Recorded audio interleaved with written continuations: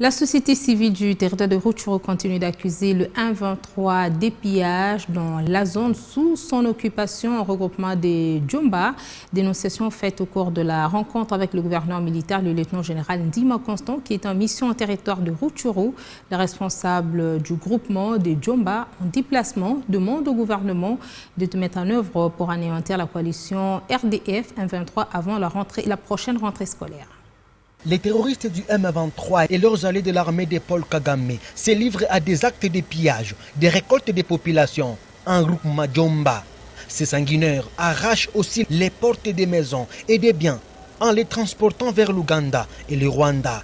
Dénonciation faite par la société civile et forces vives du territoire de Rutshuru au cours de la rencontre dimanche avec le gouverneur militaire, le lieutenant-général Ndima Constant, qui était en mission dans cette partie du pays. Pendant que les populations ne peuvent accéder à leurs champs, les terroristes du M23 se ravitaillent de la nourriture issue des champs des paisibles populations, mais aussi des pillages systématiques qui se sont organisés jusqu'au point où les portes et tôles de maisons sont arrachées, les hôpitaux, centres de santé de référence ainsi que les centres de santé sont sérieusement pillés et équipements sont emportés en Ouganda et au Rwanda.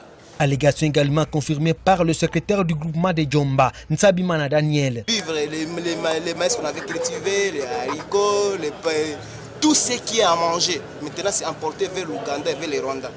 Donc nous, on ne sait plus maintenant comment on va rentrer là-bas. C'est une souffrance catastrophique.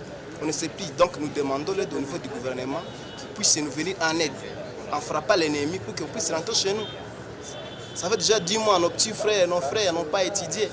Donc ils ont présenté l'exéta toujours en insécurité et bientôt l'ouverture de l'année scolaire. On ne sait pas ce qui va se passer. Nous sommes des humains. Je ne sais pas qu'est-ce que le gouvernement pense à nous. S'ils ne savent pas frapper l'ennemi, ils doivent nous dire la vérité, qu'on puisse rentrer chez nous avec l'ennemi. C'est mieux que de rester ici dans la souffrance, dormir sous la belle étoile. Celui-ci précise que l'armée rwandaise recrute des jeunes réfugiés dans l'objectif de gonfler les rangs de son enfant chéri, les M23.